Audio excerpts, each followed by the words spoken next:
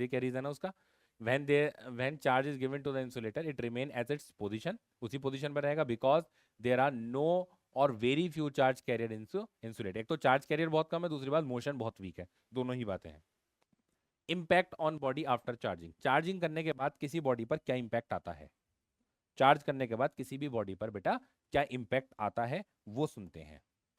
When a body is charge positively, अगर आपने किसी बॉडी को पॉजिटिवली चार्ज करा है, it means removal of electron from the body. भाई ये आपका मोबाइल है, मैं बोलता हूँ ये पॉजिटिवली चार्ज हो गया, मतलब क्या करा मैंने इसके अंदर से इलेक्ट्रॉन निकाल लिए, क्योंकि प्रोटॉन तो आप दे नहीं सकते ना किसी का, यानी इलेक्ट्रॉन ही निकाले होंगे, तो इसका मतलब कौन बचा हुआ है, पॉजिटिव, तो पॉजिटिवली चार्ज हो गई है। Resulting decrease of mass of the body, यानी किसी भी बॉडी को अगर आप पॉजिटिवली चार्ज कर रहे हो तो उसका मास अल्टीमेटली क्या हो जाएगा, कम हो जाएगा। क्यों, क्योंकि आपने उसके अंदर से क्या निकाल लिए हैं, इलेक्ट्रॉन निकाल लिए हैं। ठीक है, अभी हमने पढ़ा है कि charge is associated with mass, charge के साथ मास भी निकलेगा।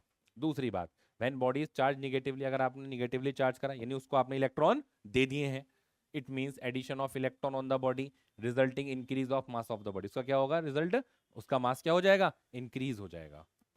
बॉडी आइदर पॉजिटिवली चार्ज और negatively charge, it will increase in size because of repulsion between the like charge. ठीक है भाई, किसी भी बॉडी में आप पॉजिटिव चार्ज दो या उसमें आप निगेटिव चार्ज दो, उसका साइज बढ़ेगा। बढ़ने का क्या रीजन है, आपने निगेटिव दिया तो निगेटिव निगेटिव के बीच में रिपल्सन हो जाएगा, और आपने पॉजिटिव दिया तो पॉजिटिव पॉजिटिव के बीच में